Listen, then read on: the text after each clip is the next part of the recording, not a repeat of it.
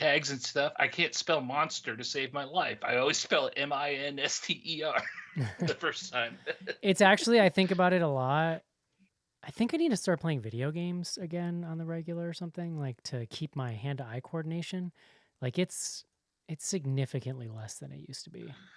I thought that too. And I got an Xbox a few weeks ago, and then I started playing Hades, and well, hi. Yeah, I need to. You could do knitting. That's been my keeping my hands busy. There you go. And I just saw a study that said that like it was like surgeons who play video games make like 40% less mistakes or something like that. I thought that was kind of interesting. Not that I'm a surgeon. Maybe Dusty will get a gif of me cleaning my nose piercing with this spray. Oh, is that what that is? I was gonna ask. Casey, that fucking gif of you is so goddamn good. He is so funny, man. I had tweeted that I wanted like a loop of one of Wheezy's verses from a song, and he did it and sent it to me. I was like, fucking, that's amazing. Yeah, him and I were DMing about football, like Sports Bros. There was a hoppin' football weekend, it seemed like. It was crazy. Yeah, it was. I was at my parents' house, and my mom and my brother were like, I was like, oh boy, stuff's happening. Yep. Upsets, good games. Brady lost. He's a robot. Yep. Yeah, this is probably the most football I've watched all year.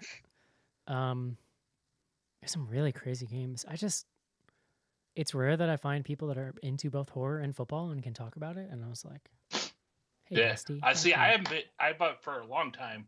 I've only been into college football. I'd given up on NFL, and then they talked me into playing fantasy football at work, and now I'm back into NFL again. So I was there all weekend. I was way into it as a kid, and then not for a while because I was dating somebody that hated it. Which nothing. Never mind. I'm not going to go too deep into that. And then I had a job. My first TV job was in Master Control, which is basically a job where you just watch TV all day and like push a couple buttons now and then. And I would work on Sundays at a CBS station. So I could watch football all day, and we had satellites so you could see like all the games and shit.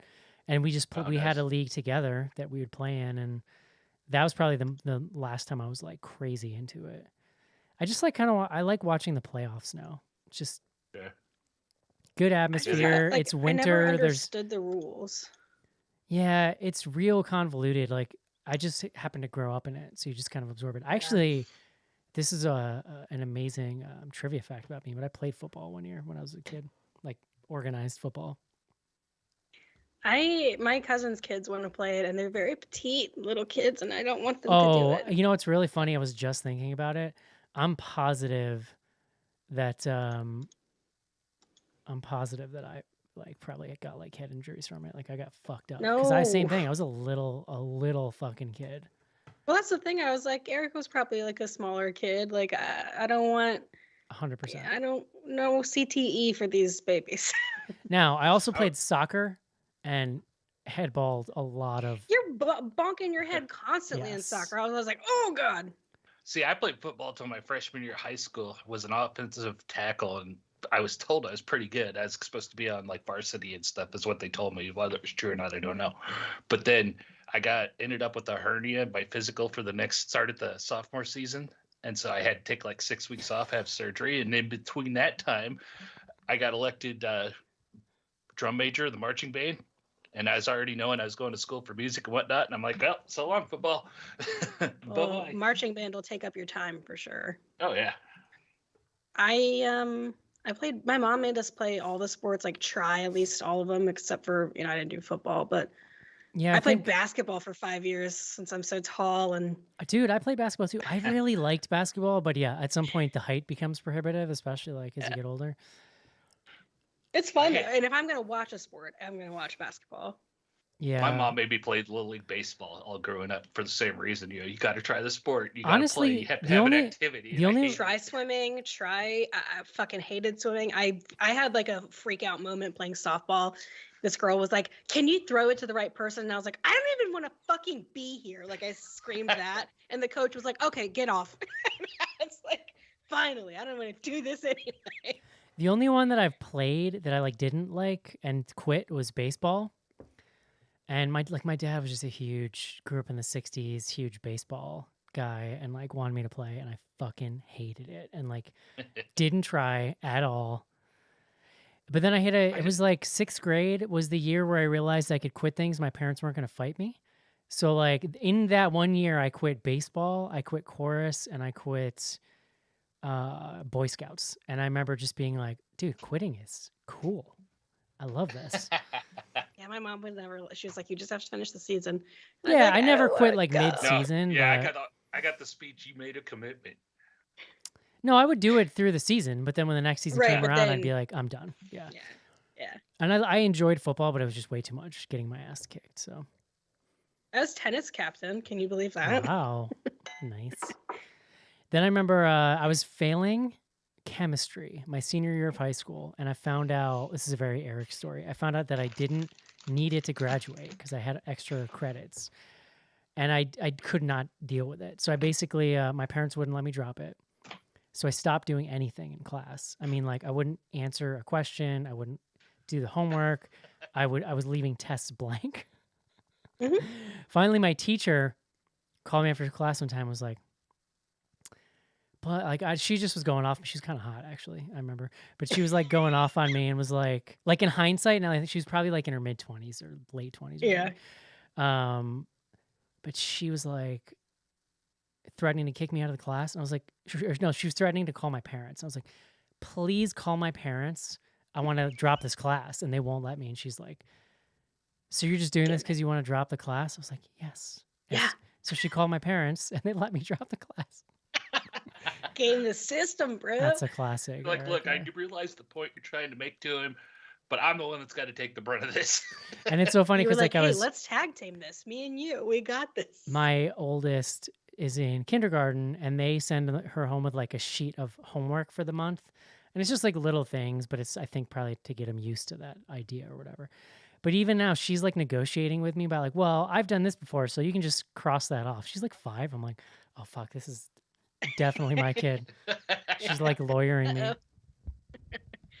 I will say, senior year, one of my friends who already knew how to play the guitar took guitar, and he found out that if he just skipped the final, he would like with a 0, he would still get like a B or something, and he just didn't show up. And I was like, "You're a fucking idiot." I was like, "You know how to play the guitar?" He was like, "Yeah, I just don't want to be there." And I was like, "All right." I did the same C, I the guess. same thing my freshman year in college. I took entry level Spanish after taking 3 years in high school, and had to pretend like I didn't know shit because I'm the first day I like answered a question and she was like, "Are you sure you should be here?" And I was like, "No habla Sí. español."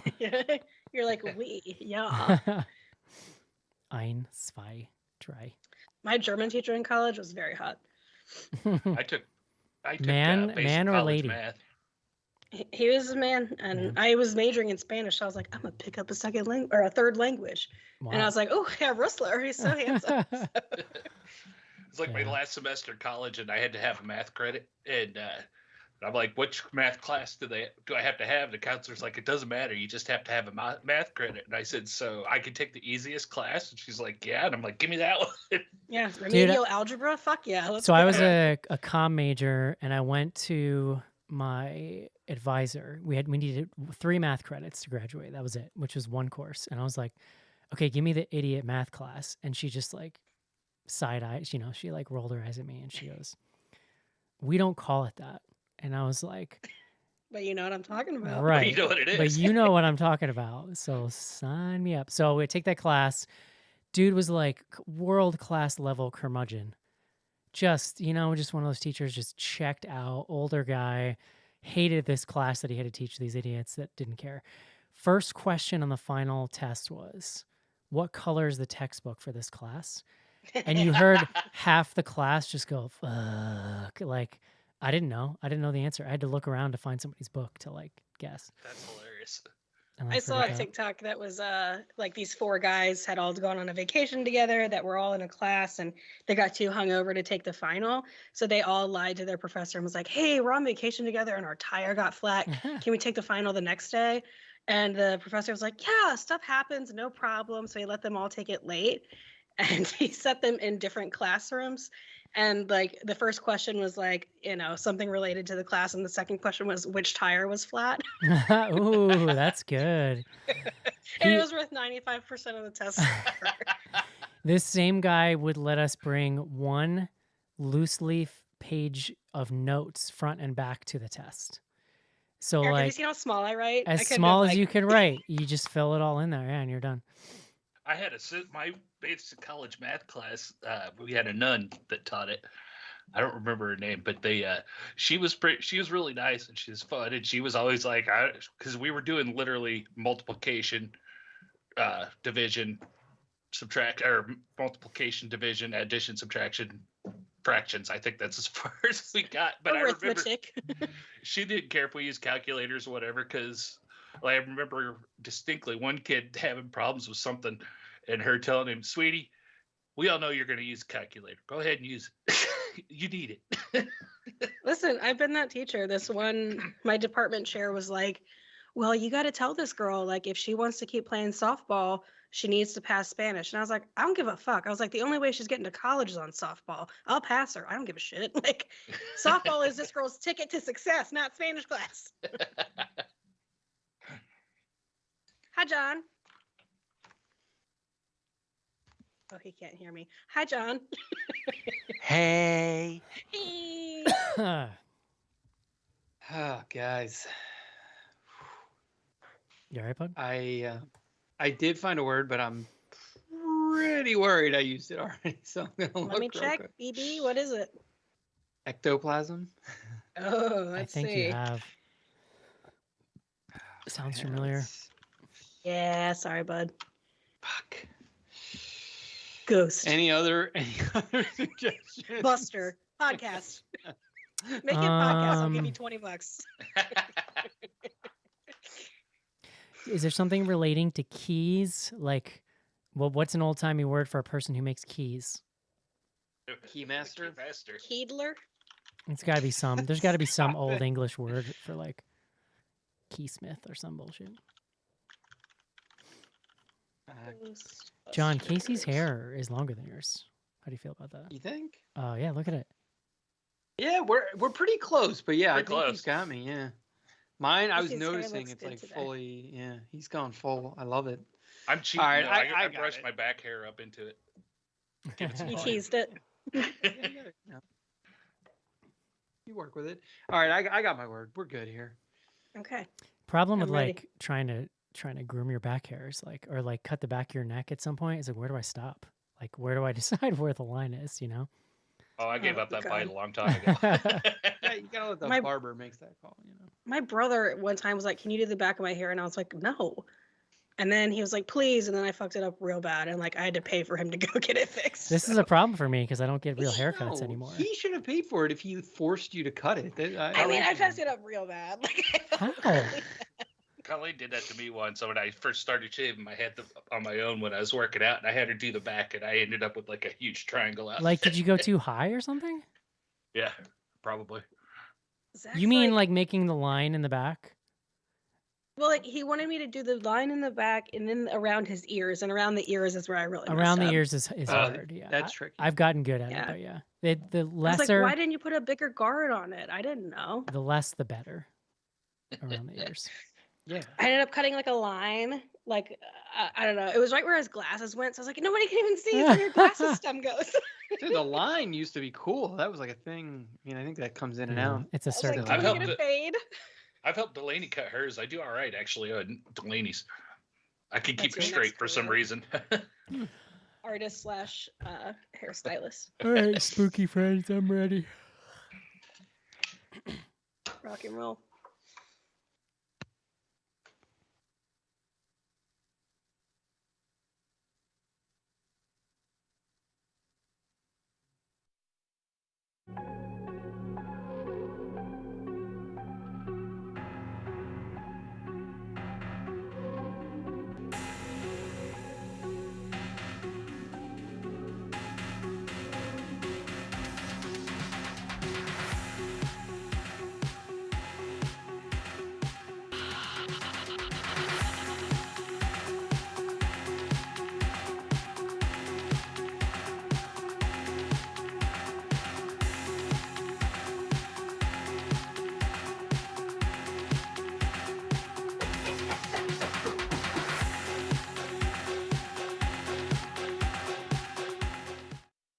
Hello, everybody, and welcome to another exciting episode of Bloody Good Horror. My name's Eric, and I'll be your host for this evening, where we will be reviewing Ghostbusters Afterlife.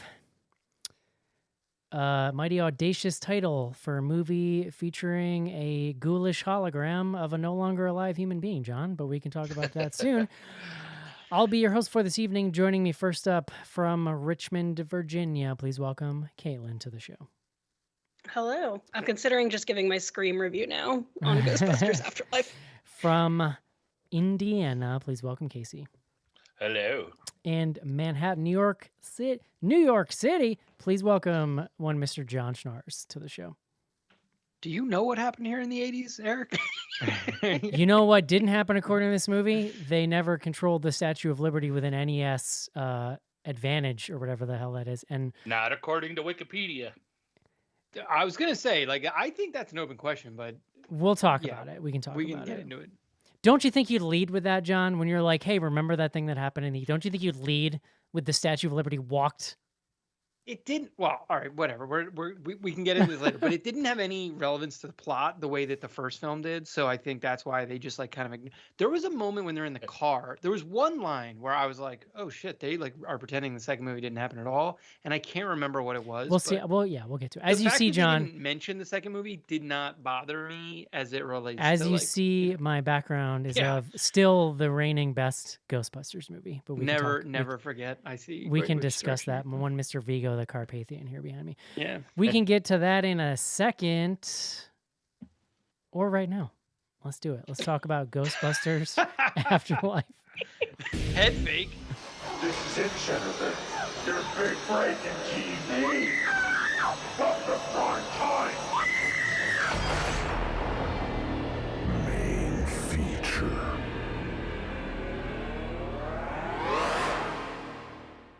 I mean, I just realized there was nothing else to talk about, unless you want to chat about the fact that I'm currently using both a blanket and a heating pad, John, and a hood.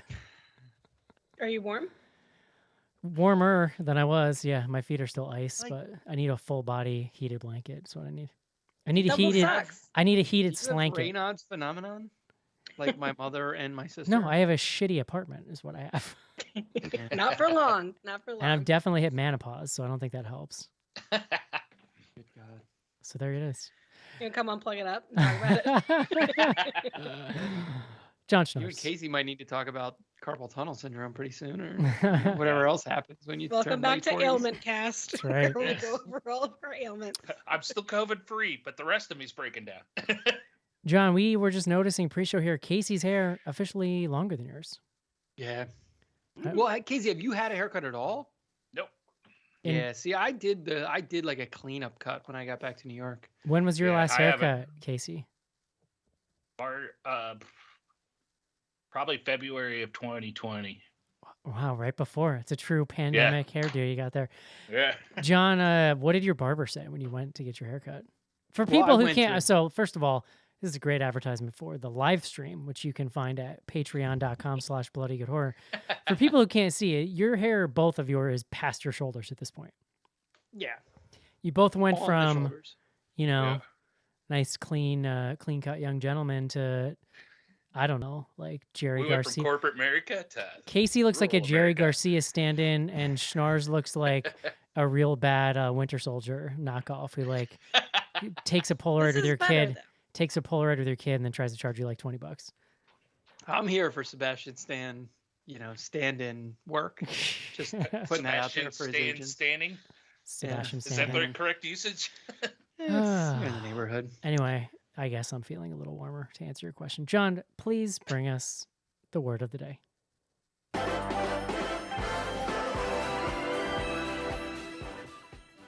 What you got, friend?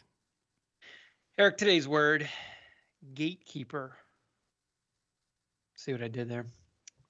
No, I do. no reaction. That's fine. actually I got it. that I actually was on works. you typing it into the document. John, that first, but actually yes, I works. got it. That actually works on multiple levels. Which Well, so here's the thing. It has two meanings. An attendant at a gate who is employed to control who goes through it. What's interesting, if you look at, so like when you do the define blank word. You know, when you define word on Google search, it shows you the use of that word over time. Gatekeeper, peaking. It's like literally at its highest point right now. That makes sense. Second definition, a person or thing that controls access to something.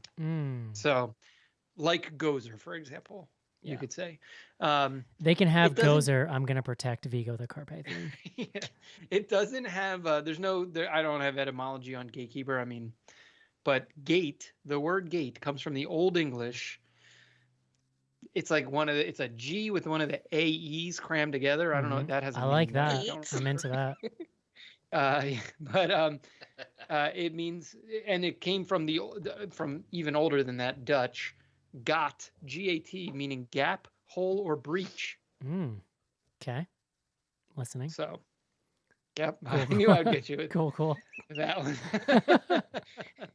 Oh, you. I didn't say anything. Love it. What does that have to do with this movie, John? I mean, it's Ghostbusters. If you don't know what gatekeeper has to do with Ghostbusters, you can get out. You sound like a real gatekeeper, John. Yeah, right. So did you guys see, and I probably knew this before, but forgot, because I feel like this movie's been kind of floating around for a while, or it was sort of... Trailer came out like a while ago. Did you know who directed it? The son of the director of the original, Jason Reitman. Oh, well, yeah, Jason Reitman. Is Ivan? Oh, he's Ivan's son. Ivan Reitman co-wrote, I believe he co-wrote with Harold Ramis, and then he directed the first movie. Yeah. But he's also, I mean, he is a director in his own right. It's kind of an interesting one. I don't know. I mean, maybe you all aren't as interested in this as I am, but do you remember, like, what was the Jason Reitman? Do you all remember what the Jason Reitman breakout movie was? No, I don't. A little film called Juno. You remember Juno? I do like Juno. Yeah, I don't like it. I think we're all still trying to forget that sort of like funny. I like Juno. Diablo Cody. It was Diablo. Well, she wrote it. She wrote it. I like Juno, and that connection explains the random. What's that guy's name at the end here? The corpse that comes alive. Like that dude is in Juno. Well, who's that guy? What is that guy's name? Harold Ramis? No, the character actor. He's in the glass box in the cave. Oh, no. J.K. Simmons. J.K. Simmons, yeah. So he's in Juno. He's the stepdad. That's a little bit of a slur against J.K. Simmons to call him a character actor. That man has been nominated for an Oscar, I believe. He ever starred in a movie, John? He ever been the star of a movie? He's starred in a couple things. Well, that Whiplash movie, it was like him and that kid. Yeah, he was like the villain. In any event. Beg to differ, but anyway. I was going to say, he's the star of insurance commercials. Dude, he was on Law and Order for like years and years. That is more of a character. He's jacked. Yeah, he's just an awesome guy. So I'm upset. My point is he was in Juno, and that makes sense now because that seemed like a really weird choice for that character. Is my point. So really quick on Jason Reitman, because I think there was a moment. I think he was nominated for Best Director for Up in the Air. Y'all remember Up in the Air? The what's his name? Got George fucking Clooney. Anna Kendrick in it, who I hate. Jeez. Real negative tonight. Simmer down. I also like Anna Kendrick, so let's fight. Anna Kendrick, I'm won over delightful. because of Trolls. And also Frozen, no? Like, isn't she? She's good in Trolls. Like, she's Anna, right? Anna. All right, fine. I thought that was Kristen Bell. I don't know. No, it's Kristen Bell. It's maybe you're Bell. right. I'm getting confused, but she's great in Trolls either way. So Thank You for Smoking was his first movie. Then Juno, Up in the Air. He does Young Adult. I don't know if you guys saw Young Adult. There's like a lot of I think that's a Diablo Cody. From there, I feel like it's a little like I don't know any of these other movies. Like he did a movie called Labor Day, which I don't know, just the sound of it doesn't win me over. And like he hasn't done anything, at least that I'm familiar with, since then. So like in some ways, this is like probably an important movie for him because he's trying to kind of like get back to relevance. We can talk about whether that worked or not. He also wrote this. He was a co-writer with another gentleman. Gil Keenan. So yeah, I mean he didn't co-write this with Harold Ramis's disembodied ghost. Surprised. Dan Aykroyd gets a writing credit because he wrote the original, and Ramis did get a credit because he wrote the original with Aykroyd. Money's going to somebody and he's related to. Hopefully. The plot here, you've got Callie, who is a mom of 2 kids, Trevor and Phoebe. They are Carrie Coon for the Leftover fans, Finn Wolfhard for the Stranger Things fans, and then I was not familiar with this Phoebe young woman. Should we know her from anything? Did anybody research this? I did not know her, but Yeah, she's more known for TV, from where I know her from. She was on Young Sheldon for a season, I think, and there was another sitcom type show I believe she was on. Okay. So anyway, they're like this family down on their luck.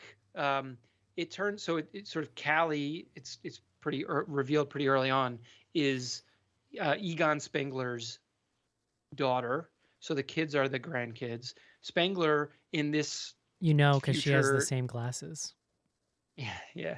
But Spengler, I mean, I think they don't like hide this fact. What we see, and there's like there's a initial kind of like opening moment where Spengler, well, we don't know it. You don't see him because Harold Ramis is dead, but like there's a guy living in the middle of Oklahoma, has all the like Ghostbuster-y type of technology, dealing with some kind of ghost situation, but out in the middle of nowhere. And so then we like fast forward. He's now You passed. see, and that, I mean, that scene's really interesting because they shoot him. His face basically is just in an artificial shadow in like every shot, so you can't. Yeah. But you see Yeah. the curly hair. I feel like you kind of No, they give you enough that you sort of know what's going on. So then it's like, so he gets killed by this ghost because the system that he had set up like doesn't work. Now Callie and her 2 kids, they're evicted from their house. They're down on their luck. They go to Oklahoma where they are going to live in this house. They think they're going to just like take the house and kind of like they're going to like live off whatever the inheritance is, but they get there and realize it's not a lot. It's not going to be a lot. So they're like, fuck it, we'll just move in. They enroll the kids in summer school. The first of what I would describe as many like plot non sequitur. Like why these kids are going to summer school. It There's was no just the explanation. daughter, No, oh, you're right, because the son Yeah, goes to. Then Yeah. Wolfhard works. and yeah. she's the science nerd. So why wouldn't she want to go to summer school? Look, summer school where I grew up was for kids who like couldn't get through regular It was school. Kids- remedial. kids who It was, yes. you know who it was for, John? Kids who smoked. Well, that didn't help for sure. It was kids whose parents were like, enough with the podcast. I was Get very, out of this house. Yeah, I was very confused about why the hell any of these kids were in summer school. And especially when the summer school consists of Paul Rudd, who is a seismologist, I guess, Teaching science. showing them horror movies. That was pretty which good. I I will did like admit was that. pretty fun. So like they're living there. They begin, the girl, whose name is Phoebe, she begins to sort of like unwind the relationship with Spengler, the Ghostbusters past, the like backstory that is revealed, in drips and drabs, but this is not spoilery.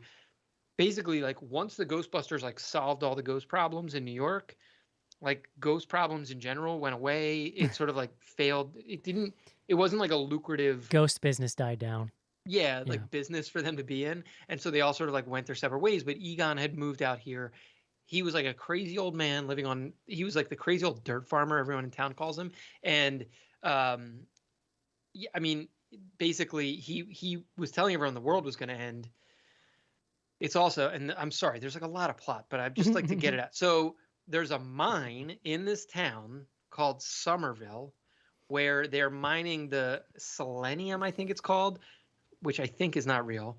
No, it 100% is real. Selenium is definitely real. Selenium, is it? Okay. It's in like I love- multivitamins, isn't it? I know my periodic table, Eric, but not like the later ones. It's like in your, you like, get pick into up the, your- like, 60s and 70s. More of the and- classics of the periodic. Yeah, table. yeah, you get through the top Yeah. 20 and I'm kind of done. It's a non. There's a selenium It is mine. a non-metal with properties that are intermediate between the elements above and below, sulfur and whatever. I don't know. There you go. It's in vitamins.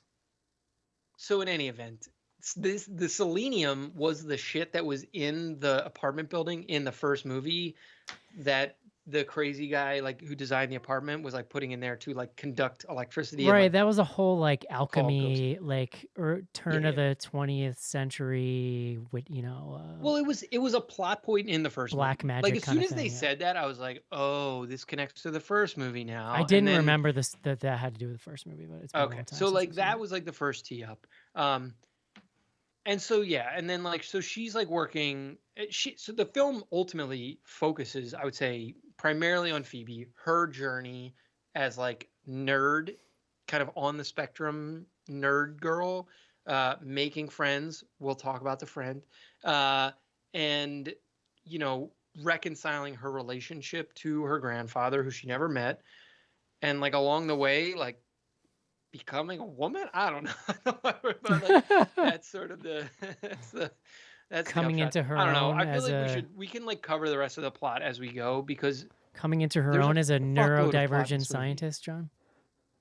Yeah, I guess something. She solves technology like fake, you know, supernatural technology. Instantly. She just picks it up and is like, "Oh, that's how this works." Yeah, Yeah. it makes total sense. So She cool. picks up the proton pack, which is a device that only one person knows how it works, and it's Egon, who's dead. She picks it up and goes, "Oh, the blobloos are loose." Like, Yeah, how the fuck yeah. do you know what that is? Which What? is like a little bit lazy. They're like, oh, we'll just make her neurodivergent. Like, she'll just be on the spectrum and get it. And it's like, no, that's not really a great What is plot this? What is this? device. The Good Doctor? Okay, Caitlin, what did you think of this movie? So Casey. save it. Wait. No, All go right, ahead, wait. get it out, Casey, Casey. go. Get it out, You go Casey. first, I Casey. mean, like nobody went to the fact that instead of she's on the spectrum or something like that, nobody went to this is Egon's daughter or granddaughter, and it's his genius is passed down to her. That's Like, where my brain went. That's not how genius But, like, works. Hold on. Yeah, like she doesn't just like know shit because She's she still has a this literal like, I child. don't know. She could be gifted. You don't know. That's Well, why okay, I listen. took it. But this movie, Because her brother was gifted with cars and automobiles. I hate this. Egon was gifted. This movie in Would have been general, the though, brother. but this movie in general is like actually weirdly carries on. It's a kids movie, I mean, more or less, or like a tween movie sort of. But it's like it carries on the thing from Who is this for? Listen, it Just turns on the sorry. it uses the thing from 80s and 90s movies that I hate, which is where movies when I was a kid made me feel dumb because like skillless because every little kid in an 80s and 90s movie was so resourceful, like Macaulay Culkin in Home Alone.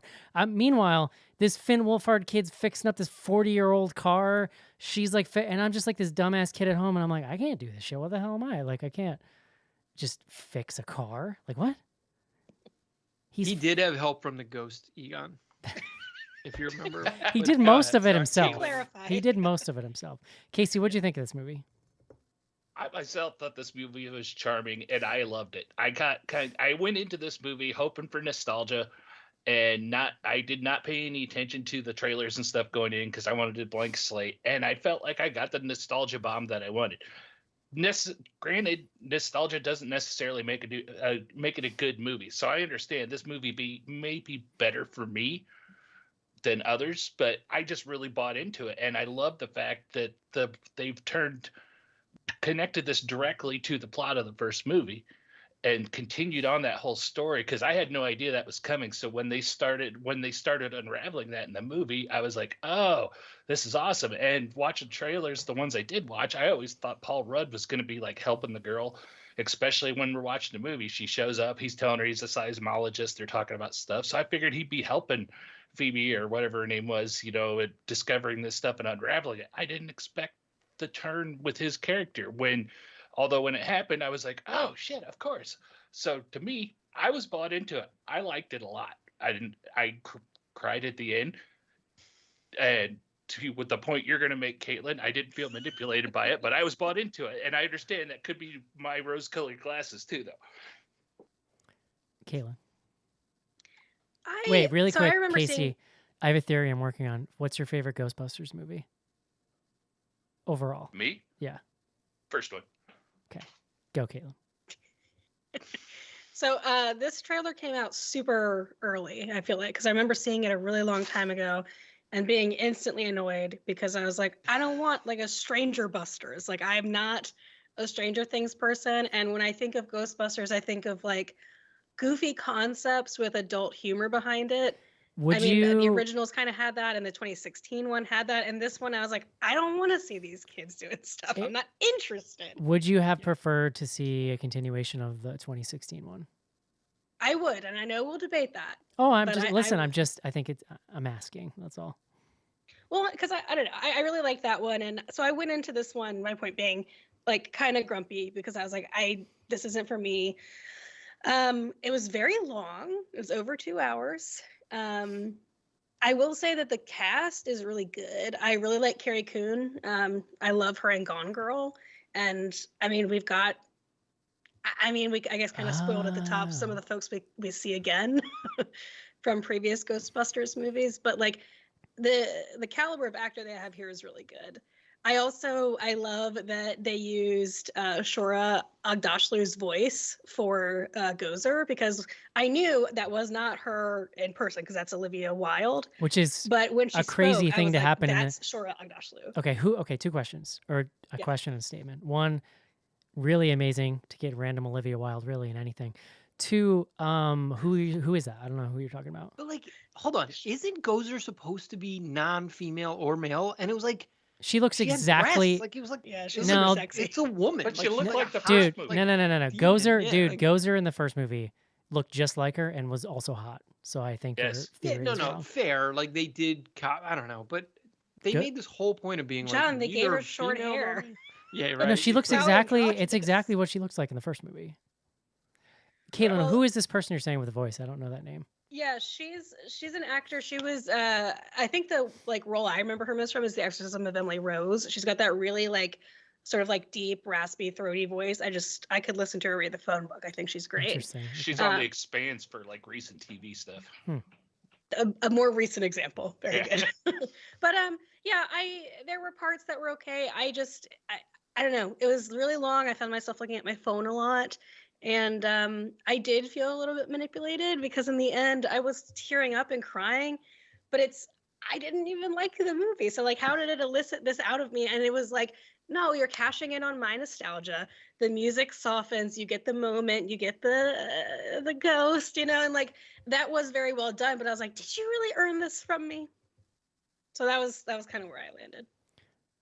Jonathan. So, yeah, and like just to respond to what Caitlin's saying, like my overall take on this is like it's pretty well directed actually. Like it's the cinematography choices, like he knows, Jason Reitman understands how to like structure scenes, and even like look, like I don't know, I feel like hacky screenwriters can like get emotional reactions, if it's handled appropriately. I do think the acting and like the cast was overall pretty solid. Quick side note, I was looking, so McKenna Grace is the actress who plays Phoebe, and is sort of like the main I character like here. her. Malignant. She was young Madison, Oh, okay. apparently. Oh. She's Ah, actually been in yeah. a ton of shit. Big year. They put her in she's the the glasses, Warrens like- kid in the Conjuring series too. Is she? Interesting. Okay. That's So- right. Yeah, so like she's working a lot. And good on her. But she's great. I mean, they asked her to carry this movie. Like she Yeah, for literally sure. Unfortunately, they also ask a young man to play a character called Podcast. And Oh. this for me. So here's the thing. I rolled I my eyes said- harder at specific things in this movie than I have in a while. Podcast was fucking one of them, dude. So I said nice things about the way this is directed, or like that. I think the way scenes are structured, the cinematography, like even the special effects are actually pretty good. Some of this nostalgia stuff worked fine. Whatever. I liked Finn Wolfhard. Like I'm on He's Finn fine. Wolfhard's He's fine. team. Like I think he's good. The script is a fucking disaster. Like the length is actually like one of the main problems. It's 2 hours long. For the record, There's an hour and nothing has happened. Nothing. Like, but at the same time, like tons of plot has been like thrown at you, and you're like asked to like process like where this fits in and like what's the relationship to the other movies. It's like- basically 90 minutes before ghosts start getting busted. yes. Well, and so once the ghosts so Caitlin kind of hit it on the head, like what I was hoping for, which is like And frankly, I didn't know that the kids ended up being the Ghostbusters in this. And when that was like sort of more and more obvious, I started to lose interest because my favorite Eric is number one. I mean, like number one, number two, like I don't know, it's like kind of a toss up, but like number one gets the props in my mind for originality. It is an adult movie. Like the jokes are adult jokes, and it's like zany FX humor with like more adult like the scene with the mayor of New York and the Ghostbusters in that first Ghostbusters movie is like one of the fucking best comedy scenes in any movie. Like I will like stand on that hill. And this movie has nothing even like close. Like there are 10 jokes in this entire movie and Paul Rudd gets like 8 of them. And they're literally probably ad-libbed. Like, I don't even think those were in the script. I think it's just like, they were like, hey, Paul, are you around? And do like, that thing you like, do in the movies. I don't know. Just like look handsome and say a sort of charming. Look handsome and say a sort of funny thing in a way that makes people like you, and they'll laugh. They're not even handsome. Some of them aren't even jokes. Like, they're literally just like moments where he like says a thing. Well, and I laughed. You're okay. Listen, I though. wanted to laugh. But listen, that's like sort of the modern style of comedy, but it's weird getting to hold up Paul Rudd to Bill Murray for the little amount of time he had, because it's like they are in a different movie. They're working like totally different styles of comedy, and it's like, oh, I do like Paul Rudd, but this is like I thought Bill Murray was funny, where I was like, oh right, like comedy is like a completely different thing now, and it's bizarre to have them both in the same movie. And this is so like Callie, what the hell's her name? Carrie Coon. Carrie Coon. I think she's a great actress. I'm not saying she's not a good actress. Like The Leftovers, I loved, and she's amazing. And like whatever she's done, you mentioned Gone Girl. Like she's not funny. Like there's not a part of this where I was like slapping my knee like on a Carrie Coon delivery. Like it just and like they're kind of asking to be funny. John, it's not working. it's not a comedy. Isn't it? Like, what is it? No, it's not. Like, They listen, but this is an issue that I have with this movie. They took a thing that was a comedy, even the last remake or last sequel with the ladies there, very much a comedy, even though it was different style, very much comedy. This is like taking a sitcom and turning it into like a multi-camera drama or a single camera drama or whatever with no audience, but keeping all the dialogue the same or something. Like it feels like they tried to bring the Marvel style drama to what is essentially a comedy, which also, I mean, it's pretty well established. Like those aren't really my thing either. And then like they make it like a rounded out family story, which is fine. That's not what I think of when I think would of argue this but movie. Maybe I'm gatekeeping. So. I would argue this movie is not a comedy and is not intended to be one, which is what makes Bill Murray bebopping and scatting at the end really weird. Like it's out of nowhere. It's like he walked in from another movie and was like, "Hey, I'm sorry, Eric. On IMDb, it is listed as adventure, comedy, fantasy. So, sure, just one of 3 genres that it kind of. I'm sorry. Are you done, Schnorrs? I don't want to cut you off. Dude, I could rant on this movie for like the next 10 minutes, so I'll wait and we can. Well, Wait, I think you didn't finish your podcast thought. The script had to be from 2015 or something. Like it's the only way this makes sense that they were like, look at this weird kid with a podcast. And like, look, like I work in podcasts. It's like a full-time job. We've been doing this for 15 years. Like if you are making podcast jokes in 2022, you are like off. Like you are just way off. Like, so, and he's not funny. Like there's no part of that kid that's amusing. That kid it's is like, a I travesty. I thought he was pretty funny. I fucking hate that kid. He's like walking around with a microphone like that. Those are jokes that worked when like podcasts were like a little on the fringe. They're huge now. Like it's like everyone listens to a podcast, so it's like not that weird. The one joke I did like is when at the end Dan Aykroyd's like the fan of his podcast. He's like, "Oh, you're the one subscriber." Yes. You're my subscriber. I did. Which is both funny and tracks with Dan Aykroyd's actual real life personality, which I kind of like. Well, Yeah. So, Schnars, do they have a lot of 10-year-olds in New York City that walk around with their own podcast equipment and talking about producing their own shows? Look at the number. There's literally 1 million podcasts get created every year. Like it's like everyone who wants a podcast has a podcast. Like it's not weird. The fact that he was called podcast is the dumbest fucking part of this movie. It's stupid. The name, like, the name is so other stupid. name. Like, also, that's not how nicknames work. That's not how nicknames work. Yeah. It's just It's what he's obsessed with, and he was obsessed with making podcasts, But and that- so that's what he called that's himself. not how I nicknames work. guarantee you he gave him his own name, a nickname. Yeah. I don't know. Anyway, Whatever. man, I think we all learned in 2016 that people have a lot of Ghostbusters thoughts, like maybe more, easily more than any of us could have imagined. I think that if you want to know if you're talking to a Gen Xer or a millennial, just ask them which their favorite of those first two movies is, and I think you're going to get a fairly clean split. And I like the first movie; I don't have a problem with it, but I grew up watching the second one on Comedy Central like every weekend, pretty much, because that's how cable used to work. Like we I bought saw the second one in the theater when it came out. Oh, I see, did that's not pretty see cool. The first one in Second the one theater, came out in honestly. 1989. I was only 5. You're That was s- weren't you 7. 7? 7. Sorry. Yeah. I saw the first one in the theater at 10, Nice, dude. which is probably why I got so much nostalgia for Of it. course, More of so. course. I like 2016 version. I think it's like a funny comedy. It didn't really hit me so much in the nostalgia way because I feel for me like you're not going to hit me with a nostalgia unless 10 to 15 years ago, you ended up making a full sequel with all those dudes.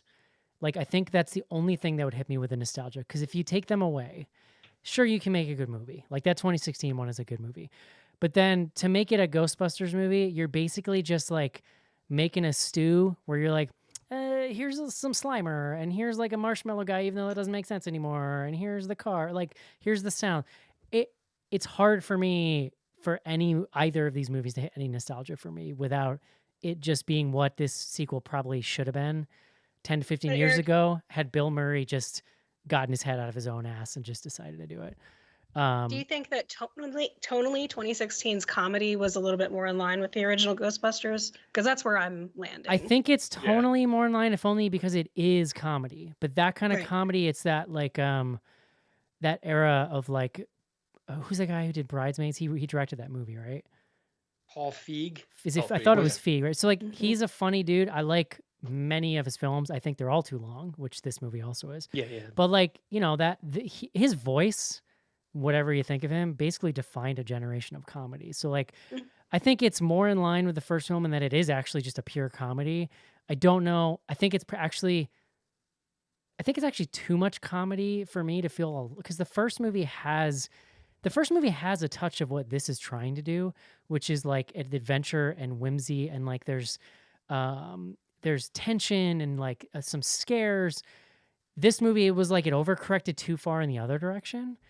But the first couple of teasers for this movie were great, and I was really looking forward to this movie. Even with the weird like tone change, I was like, okay, this seems kind of cool. Like I'm into this. I did not have. There were a lot of people I sensed who were like right out of the gate against the first movie because it was kind of ignoring that 2016 one, which understandably, like, that's a very loaded subject in movie circles, which I understand. But I saw that teaser and was like, this looks cool. Like, I'm into it. Then like 6 months ago or whatever, a couple months ago, shortly before it came out, they released a clip of Paul Rudd in the store with the marshmallows. And I was like, I'm out. Like, I'm not this. I don't know what this is, but this is terrible. This is the clip they chose to like The baby hype the marshmallows. release.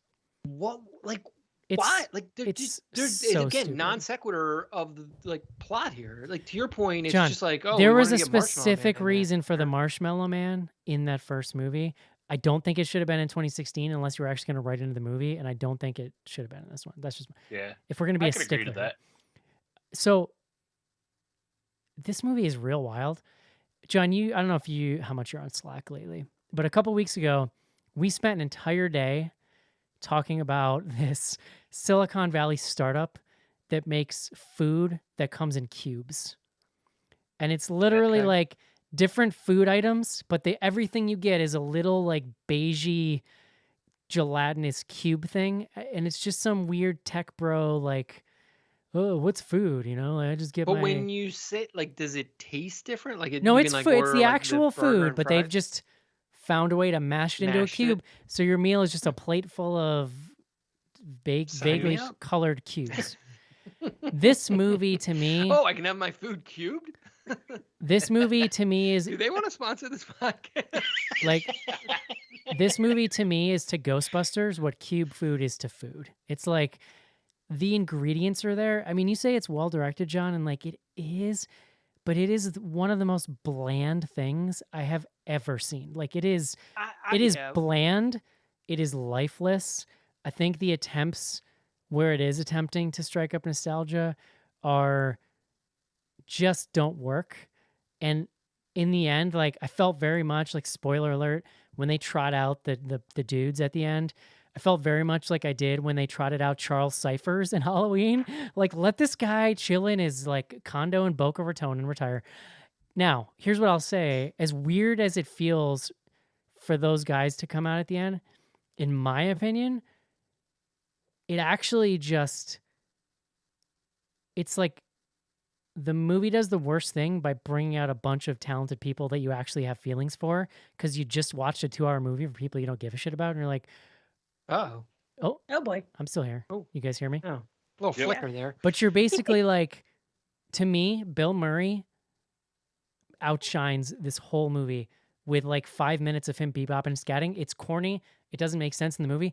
But Bill Murray's fucking Yeah. funny. And like, he just comes in and you're like, oh, okay, like this is Yeah. what this could have been. That's what I felt watching this. And that just kind of bummed me out. Then they trot out the Harold Ramis fucking Tupac hologram. That's an old reference for my oldies. And dude, it's so weird The because like hologram's not that they old. There's leave- a Silicon Valley. here's what I'll startup say that's with doing about holograms. here's what I'll say about that goddamn hologram. It is uncanny valley levels of good. Like that hologram is better than any of that Luke Oh. Skywalker bullshit. I wouldn't even hold on. This I don't thing think that is- it's not a hologram. Like they did that in post, and Whatever. like they just they can like get pictures of how Words, like, John. make a Well, Words. they used archival footage from the first two movies. Dude, the There you go. mannerisms, the movement, it's so good. But like, He doesn't talk, which is to Dude. me- he's like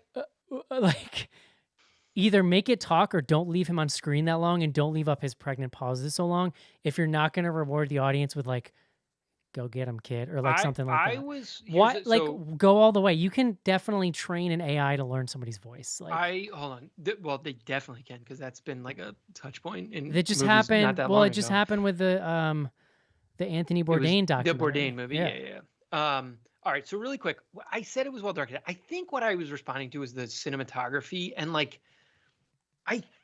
there's just like the movie feels like a movie. Whether it's a bland movie or not, that's a separate question. But there is like a cinematic element Well, to it. that right, they but you know what? captured. It's like 10 years ago, J.J. Abrams made Super 8, and gave Love that movie. and gave a People lot lost of their minds. but it gave a lot of people like a blast of nostalgia for an era of filmmaking that had been gone. Yeah. That stuff is no longer gone. Like all that No, stuff has yeah. very much been wrapped up in like a lot of genre things. This just feels like a It's a pale reheated version of imitate. that. Yes, thank you. Yes, fair. So really quick though, and not to like fast forward all the way to the end, but like, I was fine with the Ramis ghost. I actually I think this movie, you remove the other Ghostbusters, don't have her call Dan Aykroyd from jail. Just in terms of like shit. By in the way, plot Dan that Aykroyd is so fucking ridiculous. The phone number, how does she dial the phone number from the ad from the 80s? It doesn't make any sense. It doesn't. Because no, it Ray doesn't. Ray kept paying the phone bill, maybe. So we have to presume she knows how to dial a New York area code from Oklahoma. Like, I don't know, maybe like whatever. But It's the no, it's fact not. that Listen, phone it's number not the still works only. is absurd. It's not the only thing in this movie though that does not make a lot of sense. Like That- it's very. No, there's like it 50 is things, very but modern. That's like one of them. It's very modern screenwriting in that sense. I just have to get this in. Dan Aykroyd Go ahead. sucks. He's a terrible actor. Yeah, no, terrible. But like, here's the thing: they should have just not had any of those other guys show up. I would have been fine with because I was fine with the like them connecting to Egon Spengler, like that. I was along for that ride, and I think you could have had that moment, and you don't need them there. And to your point, Eric, it like pulls in too much of the older films. And like the comparison, like it just undercuts a lot of this shit. I don't know. See, for me, that whole angle, especially with them coming back and with the kids and stuff that they're putting together in this movie, that this whole movie's purpose was to be a symbolic passing of the torch from the old Ghostbusters. It definitely to feels the new. like they want that to be that. Yeah. Because the kids, definitely. they're setting the kids up because Phoebe's obviously going to be Egon, Podcast is obviously going to be Ray, and then her brother and Lucky are going to be Winston and Bill Murray. Sure, but So like they're not going to make another movie with like pubescent ghosts, but like they're going to be like 11 or hope- something. yeah, but they like, could do it in 3 years, and those kids are all going to be older. I mean, Finn Wolfhard's probably already about 18, isn't he? the way he ages, He he's looks- like I don't know how 45. He's they're gonna do that. 45 by He now. doesn't look because he's like a different. I human don't think being. he's that good, honestly. Like I'm not, that I'm impressed with him. pro. There's but too many that's- kid characters in this movie, and we spend too much time on their bullshit. I don't care. Yeah. Like No, I no, don't care. totally agree. It's to your point, Caitlin, about it's fascinating to take it all the way back to a kids movie. It almost is. You used to see more of this kind of thing in the 80s, like movies with like little kid ensembles where they're the lead. And you're right, John, like they are asking that actress, the Egon's granddaughter actress there, to carry the movie. I actually think she's really good. I think Yeah, I she's think solid. she has a lot of Yeah. charisma, and like between her and Paul Rudd, they pretty much carry the first hour of this movie, which is a tall task because, like you said, nothing happens. Yeah. Like, Well, Yeah. so and Casey, you mentioned this earlier. As soon as I realized that Paul Rudd and Carrie Coon were going to be the gatekeeper and keymaster, Right.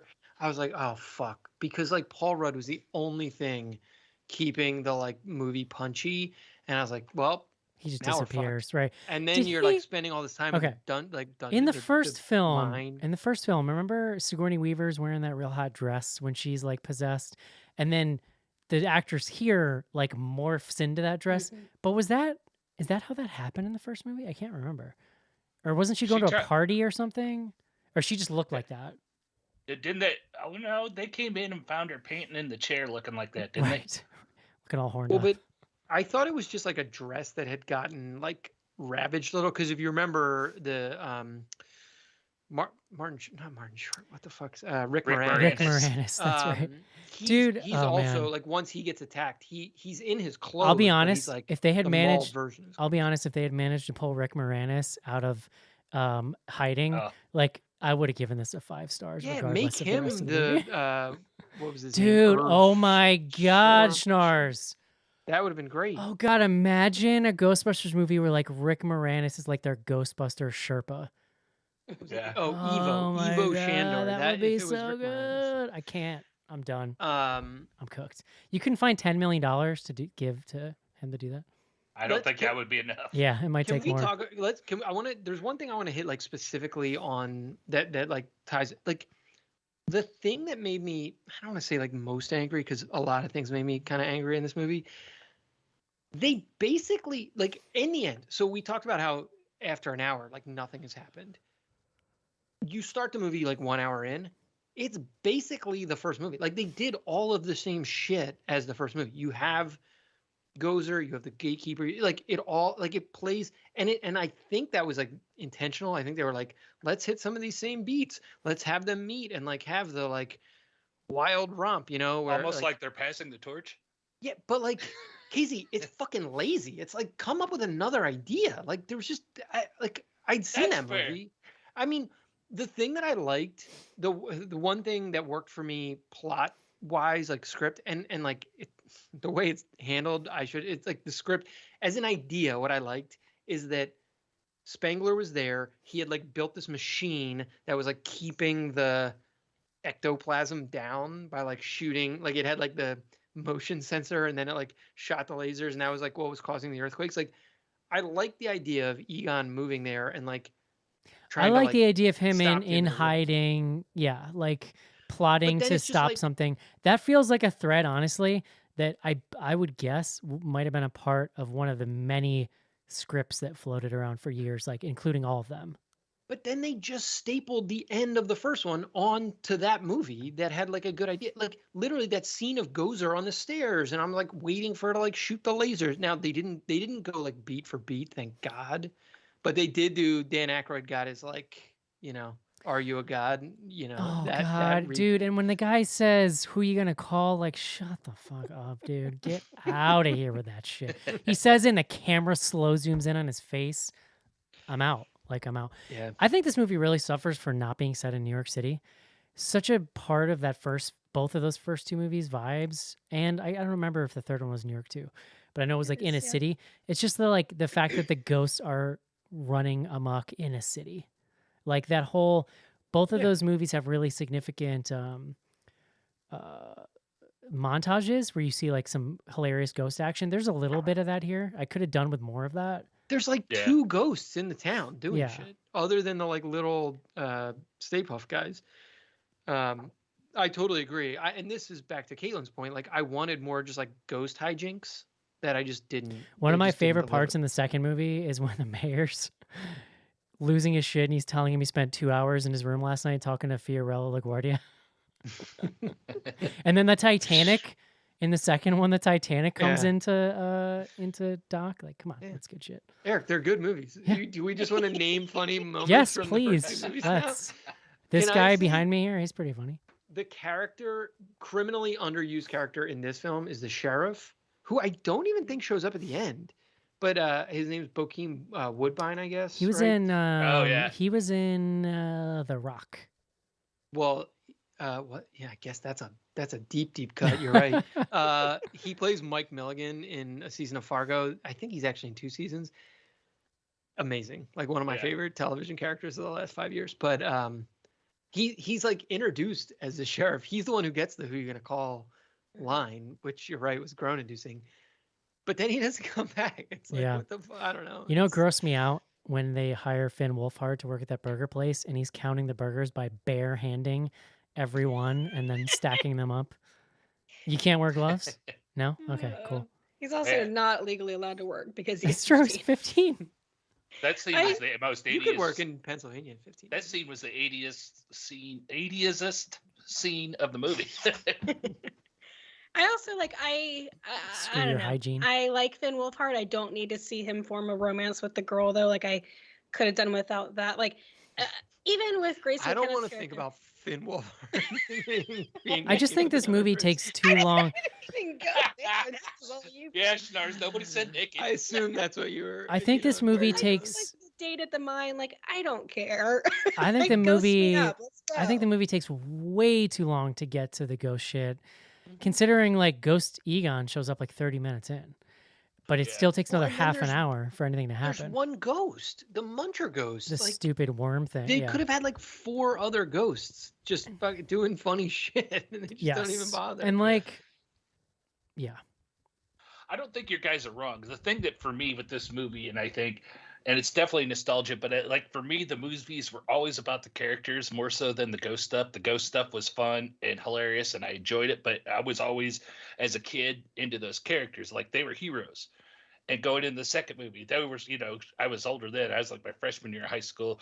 They were still heroes. I remembered them as heroes. And then when they never made any more, as a fan, I always wanted to know what happened to the Ghostbusters after that second movie and what happened. And so for me, that's kind of what gets delivered in the story. That's what my brain attached to. I would have loved more ghost hijinks. Like you said, John, there's not enough ghosts. Definitely.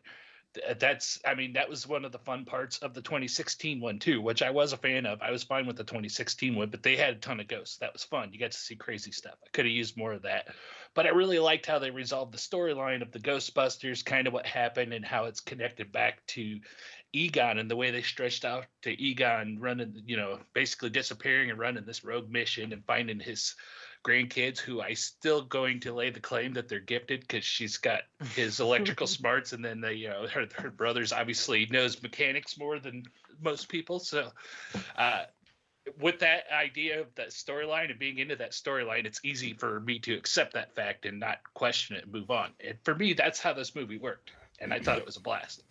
I think they are gifted. I think what I felt was a little bit lazy is that, like, I don't know, they reference like, it's science, Mom. I love science. I'm a scientist. So Yeah. many times it's like, God, we get it. Like she's coded as neurodivergent and they use that as like her whole shtick. Like at one point she's like, I don't process humor and things the same way other people do. And it's like, all right. Like, Yeah, I get it.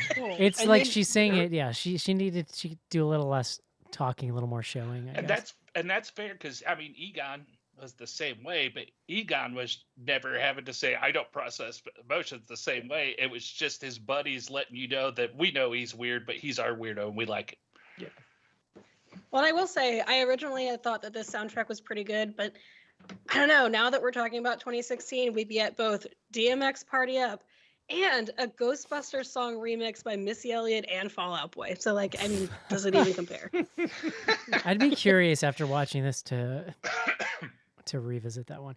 This is an old man thing. I hate the CGI in both of the modern ones. Like, dude, old school film effects, practical stuff, like projection shit.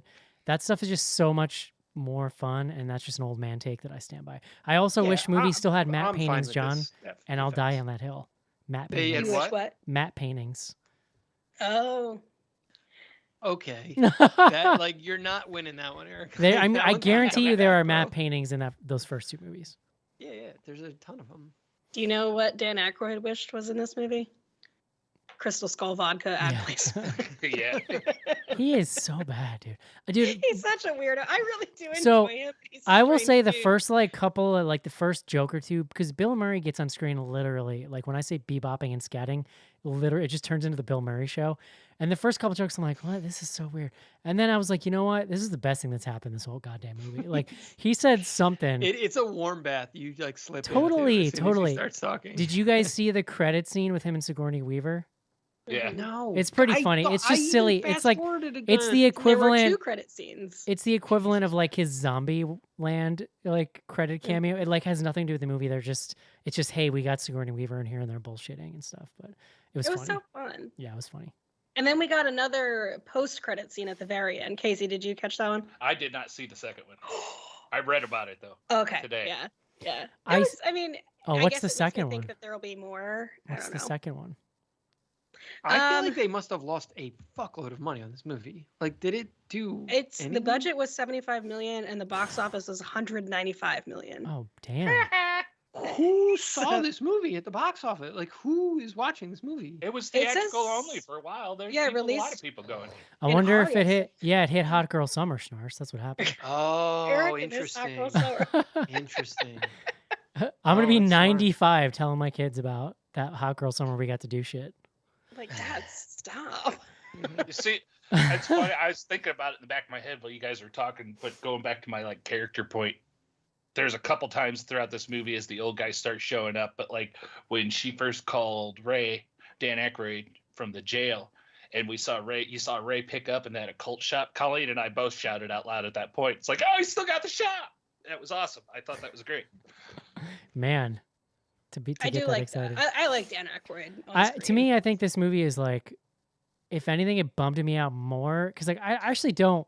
I remember in 2016, I was like, I don't have like super strong Ghostbusters feelings, but seeing the way that the very end with all of them really just made me sad because I'm like, damn, if the stars ever could have aligned to just have actually made that movie like 10, 15 years ago, it would have been so fucking good, but it's just never going to happen. Yeah.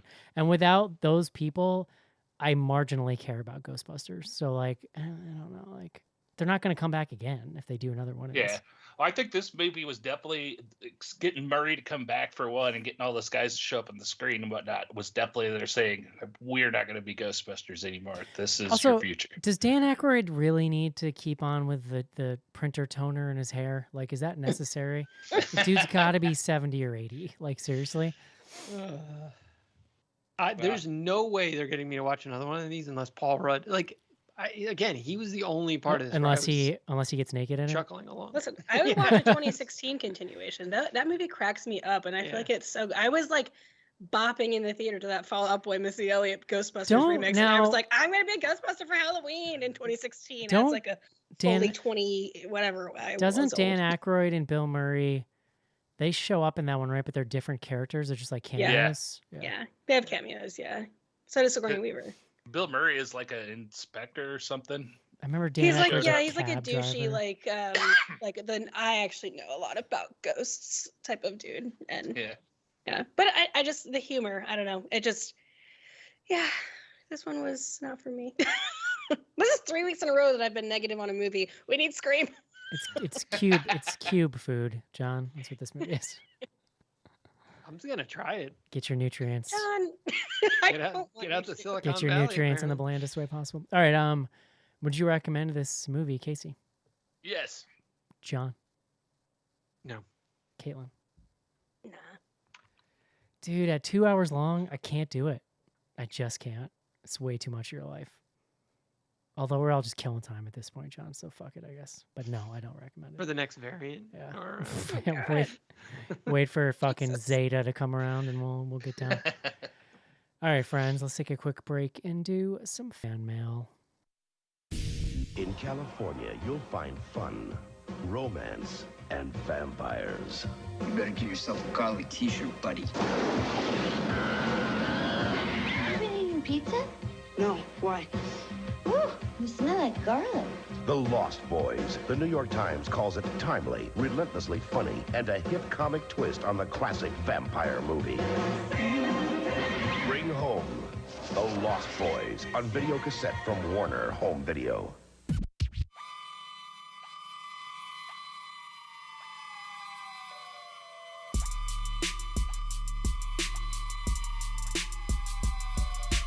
This is Diane Franklin from Better Off Dead with Bloody Good Horror.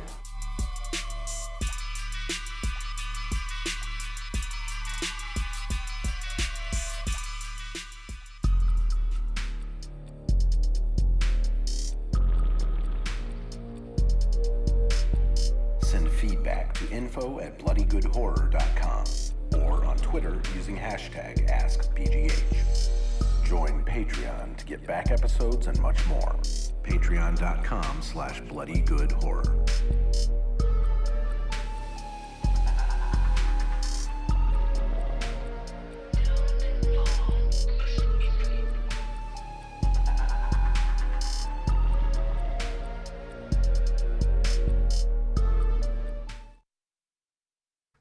Don't fall asleep in 2022, John. It's actually terrible advice. I think we all should be sleeping more and waiting for this. Depression has me constantly sleeping. Waiting for sweet, sweet release, John. That's what I if want. only I could sleep. Good news is, though, John, in 2 weeks, a week and a half, I'm going to be in a new place with heat, hopefully internet. We'll see. What we're going to take next week off. I'm starting a new job. I'm getting ready for my move. And then we should be back the week after that. I think we're all ready to see Scream. And I think Elizabeth is going to be joining us. So that's the plan. We have, it's been a few weeks since we had any guests. It's just been kind of gearing back up after the holidays, John. But we're going to start getting some more guests in coming up here. So I saw it in theaters on Sunday. yeah. Oh, I heard you've been.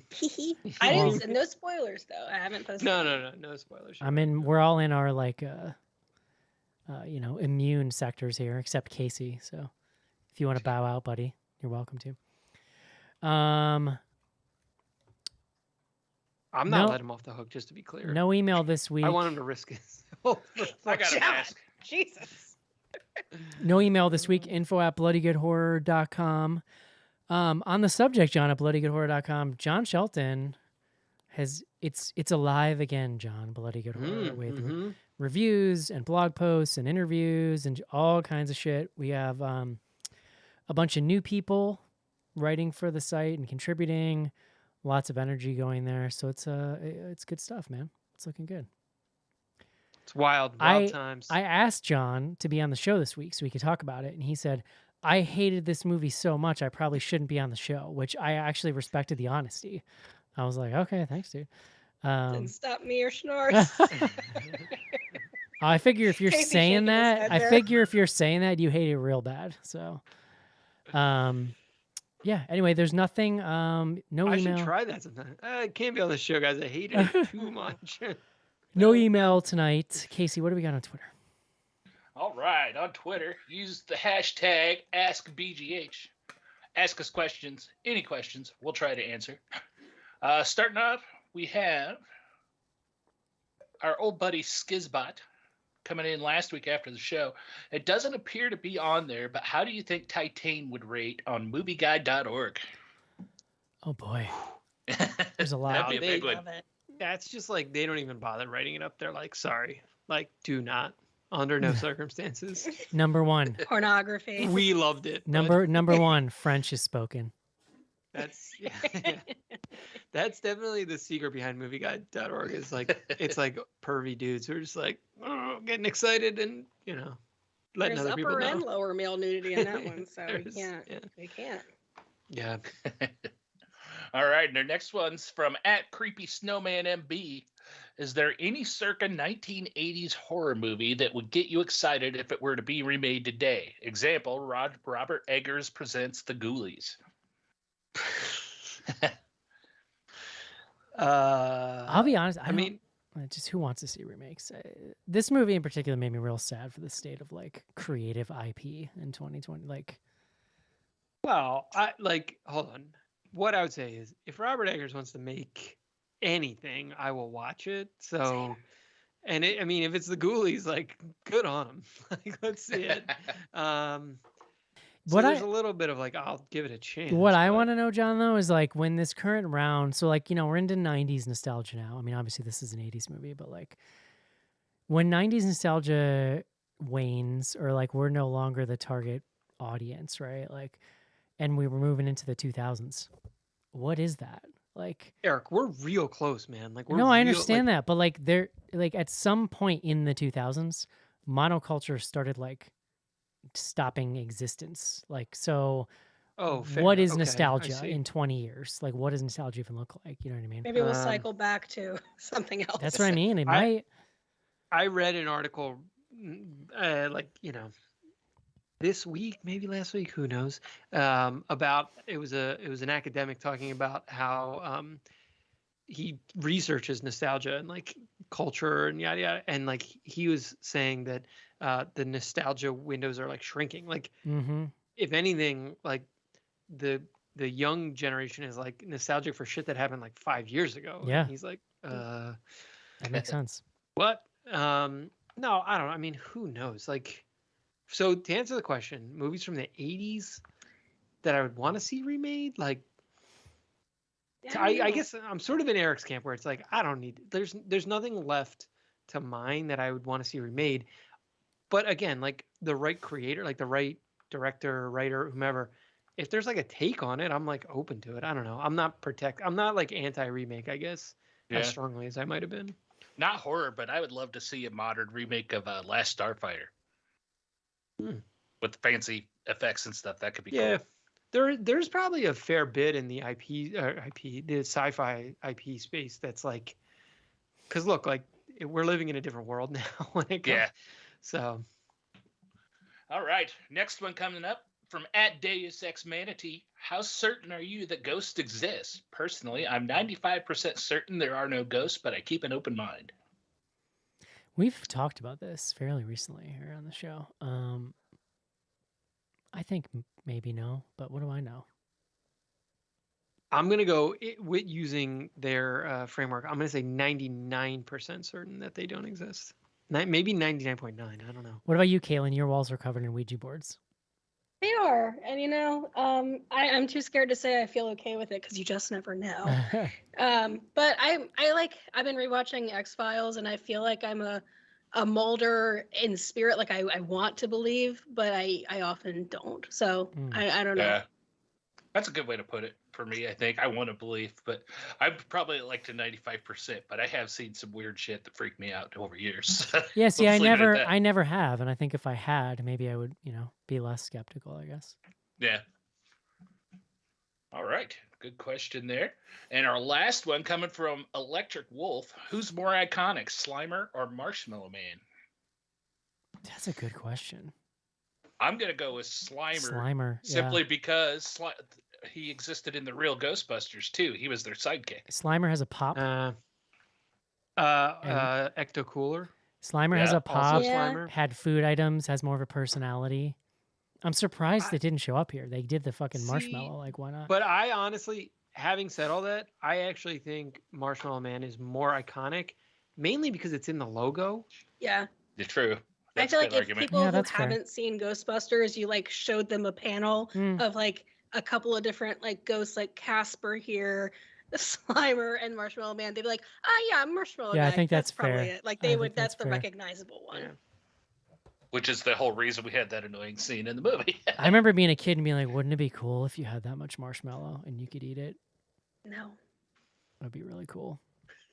Like just swim in marshmallow while you're eating it. I think I could be down for that. Casey, did we have one from Schneck guy? Shineki or Sheki? We did. I did not go back far enough. This is our actual last one. Came in after last week's show from @Schnecky91. 2 movies I see that get bashed are the 2010 Wolfman and Rob Zombie's Halloween. I really don't think they are that bad. Not great, but not that bad. Where do you guys land on that? Who is in the 2010? What is 2010 Wolfman? Benicio del Toro, I believe. I never saw that. Yeah. We did. We did almost it. positive we did it on the I think show. that might have been one I did not. That might have That been was- back in the day when sometimes we would just do a show and I hadn't seen it. Yeah. Because I don't That was remember. in the phase of Eric was a movie podcaster and didn't have to watch the movie. I don't remember shit from that movie. I remember more things that happened in Halloween. For Rob better or Zombie's worse, Halloween is trash. It's absolute gutter trash, that movie. It's awful. And the I sequel's have even a worse. weird compulsion to defend Rob Zombie for no reason. Like Halloween I 2 don't is know. one of the worst movies I've ever seen in my leave him life. alone. No, I'm like that is the weird. That's a Leave weird. Britney compulsion. alone guy, but for Rob Yeah. Zombie. I saw the 2010 Wolfman and it didn't offend me, but I was never like diehard on the original, and I never fully understood why people hated it as much as they did. I would put that out there. I don't know Man, that I I could caught defend on- Halloween. I I caught was a little looking to bit of see who that. directed I this. caught a little bit of that Jack Nicholson Wolf movie on cable recently, and holy shnikes, is that movie Oh, yeah. bad. That was a whole different beast. Oh my god. Wow. So the guy who directed Wolfman directed Honey, I Shrunk the Kids, The Rocketeer, Jumanji, Mm. Jurassic Park 3. I mean, it's, That's stacked. Love it. he did the first Captain America movie too. I don't care about that. I mean, if I had to pick one of them, I guess I'd say Wolfman, but I don't remember a ton from that movie. I like that first Captain America movie. No, Caitlin? Yeah, it's fine. I'm pro Eric Captain and I America exist for to, sure. to That's bring cool. opposing I don't know. views. Chris Evans is handsome. Charming He fella. seems like a good Chris. Isn't that where you fell in love with Sebastian Schnars? I think that he was in that one, right? Because he plays Bucky Barnes. He is in the original. Yeah, they're like friends. No, I fell in love with him in Hot Tub Time Machine, where he plays Yeah. the very That's fair. the very schnarzy 80s bully. He is good in that. You want to talk about And good? that's it for You 12. want to talk about good comedies, Schnars? Hot Tub Time Machine. It's I like Yeah, it it is. too. We'll come I together saw it on in the that, theater. buddy. I don't know if I've seen it all-time since. classic. I've watched that probably half dozen or a dozen times easy, just in the background. That's good background movie. It's fun. All right, is that it, Casey? That is it. All right, that is the Ask BGH hashtag on Twitter. I post up in our stories on Instagram question. I'm just calling it question day because maybe it's not always Tuesday. I don't know. What is your most memorable dream, good or bad? Mine are mostly bad. The memorable I ones. have a lot of nightmares. I dreamt when I was living abroad one time, I had a night terror where I thought spiders were all over me, and my boyfriend had to wake me up because I kept like clawing at my face. Oh my so that was God. pretty serious, I guess. Jesus. I have used to, I would not go so far as say I never have this dream anymore, but for years, well into adulthood, I would have this like college stress dream where a week before the end of the semester, I realize I haven't attended like 3 classes all semester and I can't find the classrooms. I can't find the books. I've had that dream. One of them is always math, which I can't do anyway. And I got to try to figure out how to like pass this course. It's the worst. Yeah, Eric- I mean, I've had a variety. I of those posted that on types of Instagram dreams. and multiple people messaged me and were like, yep, same one. Mine includes that, but I've also like, for whatever reason, I'm about to graduate, but didn't get enough credits, and I'm like, I'm not gonna graduate. I can't remember a specific dream, but my stress dreams always involve forgetting where I parked my car. And Yeah, there's I see someplace that. I have to be shortly, and I'm pacing up and down all the rows in the parking lot over and over. And I've had this many times, different parking lots, different cars, but I've always forgot where it was. I have Casey, other. maybe I've told the story in the pod, but in college, a buddy of mine reported his car stolen because he basically forgot where it was parked. But he honestly thought it had been stolen. That would be a and pretty then- amazing way. That's like analog find your car. Well, no, so he like filed an insurance claim, like Oh got my a new God. car, and then was driving the new car around in this massive parking lot that we had at school.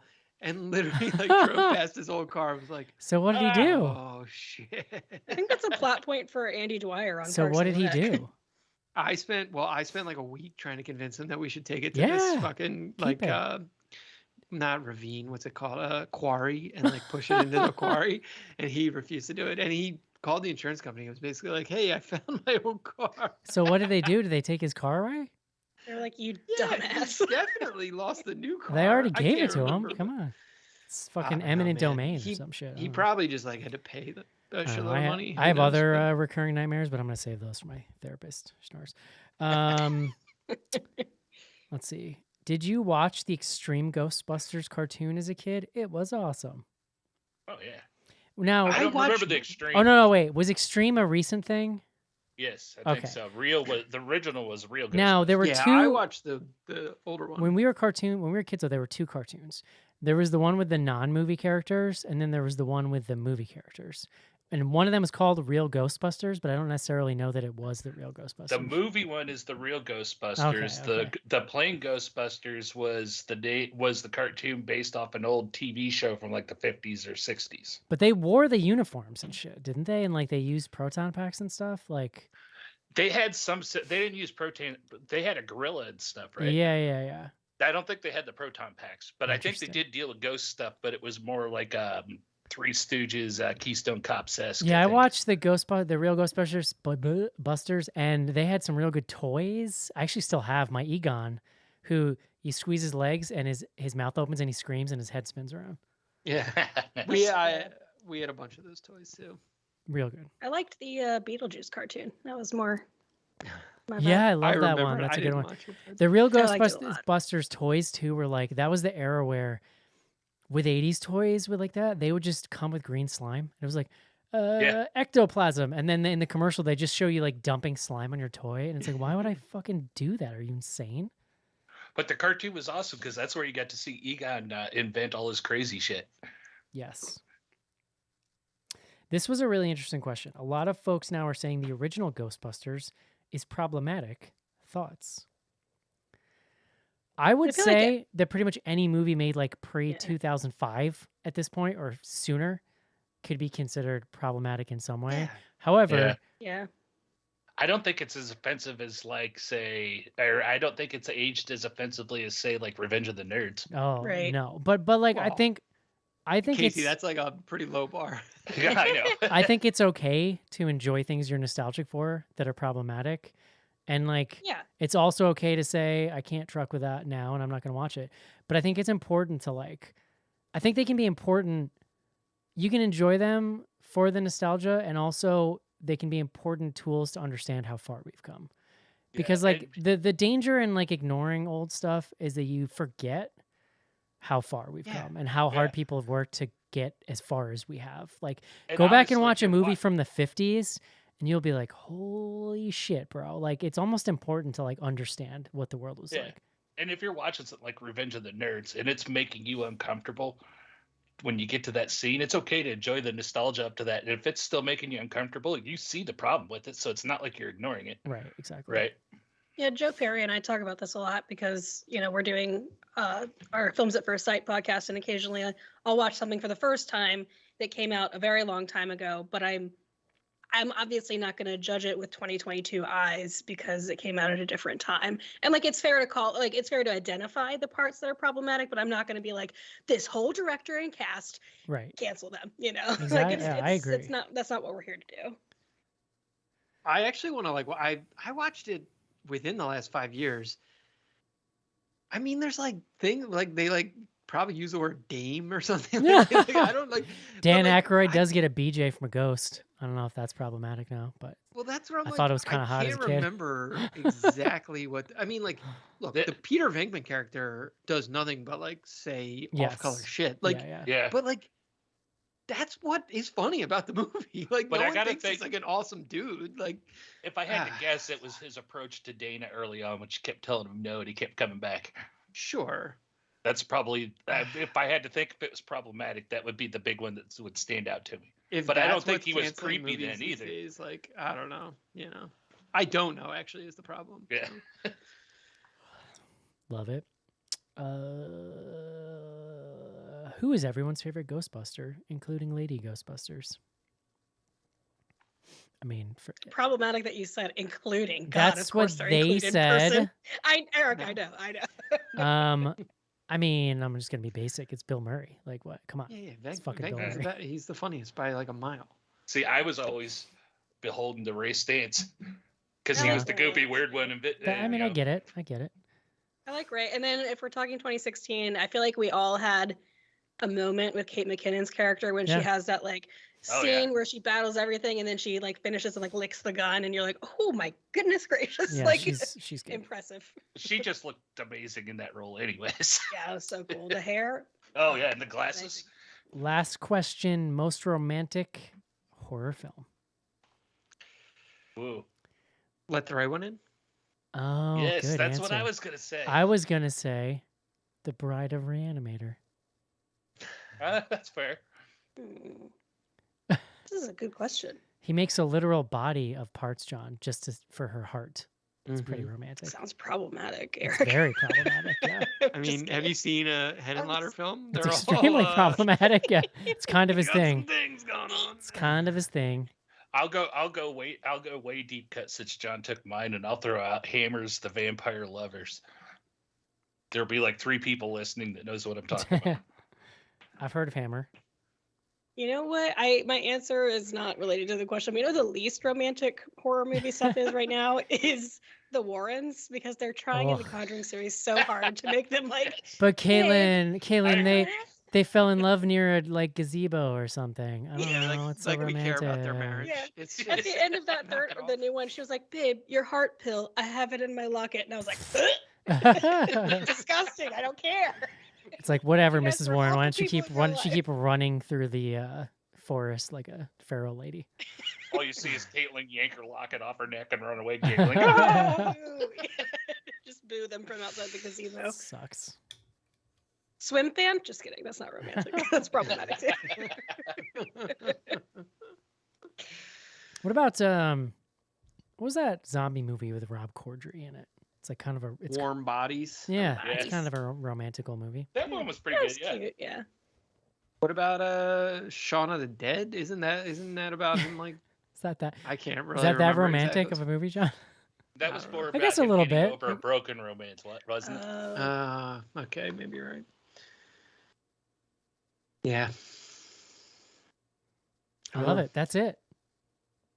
All right. That's it. Ghostbusters. Next week Afterlife. off. We're gonna take a week Eric off. returns to New York. I'll say to this point, John, the classics Patreon feed is alive and kicking. New classics every Monday morning. I'm hitting pretty much the whole length. I haven't gone pre 100 yet, but I've done a couple of 100s episodes, which is farther back than I tend to go. So, patreon.com/bloodygoodhorror. You can get a weekly live stream of this show and all the back episodes and the classics feed if you're too lazy to pick one to listen to. So there you go. I am that way, which is why I thought of it, because I like content to be shoved in my face. Oh, Eric, I know what the most romantic one is. Mandy. Oh. If you don't like hand forge a battle axe to avenge my death, don't waste my fucking time. Like that's the new standard. Nick Cage. Let's go. Mandy. I was thinking all the boys love Mandy Lane, but yeah, you're right. Mandy is Priya. Faux show. What about May? Isn't that? May is not. No, I wouldn't call it. It's that's one of your movies, right, Eric? May's like full tragedy. Yeah, it's like it's probably one of my top 10. Yeah, that's more sad than romantic. Yeah. I mean, Romeo and Juliet is romantic and tragic at the same time. That's true. So, not a horror film. Oh, speaking of, I finally watched Romeo and Juliet. Good. That's it. That's the answer. Show over. Gavel. Eric's done. got a gavel that we can't see. Yeah. He just banged it. Romeo and Juliet. Oh my God. You want to talk remember about when Eric made problematic, John? Watch Romeo and Juliet. Yeah. It's John. They've been canceled. That movie goes, John. That movie goes back and forth between Lloyd Kaufman written dialogue and Shakespeare, like for the whole time. It's so good. Eric, I watched it because you made me watch it. Did we do a show on it? Yeah, I'm pretty Oh, sure. that's amazing. I don't think so. Well, either that or I wasn't on that one. Maybe we I hadn't did. seen it. Maybe we did. That sounds like something Mark and I would have conspired on. I'm almost positive we did because we there was a like very early on, like probably first 30 episodes, we did a trauma thing, and I might not have seen one before then, although I was like familiar or aware, and colored me the wrong way. I'm bringing Poltergeist back for a staff pick. It was episode 17. There you go. 17. Yeah, Oh. and we did Casey, Poltergeist. you were on it. So our Yeah. episode, Oh, I didn't episode remember. was probably in itself problematic. So have fun with that one in the archive. Yeah. Oh boy. Love it. So yeah, we're gonna take a week off. Check out the classics feed, patreon.com. And then we'll be back hopefully with Scream, as long as it's still in theaters, but not so much is getting released. I feel like it should still be in theaters. So Yeah, it'll be fun. that's it, John. I can't wait till I can feel my feet again. That's what I'm waiting for. So Escape to New York. yeah, exactly. All right, everyone. Hope you enjoyed the show. We'll be back soon. See you. Bye. Bye-bye.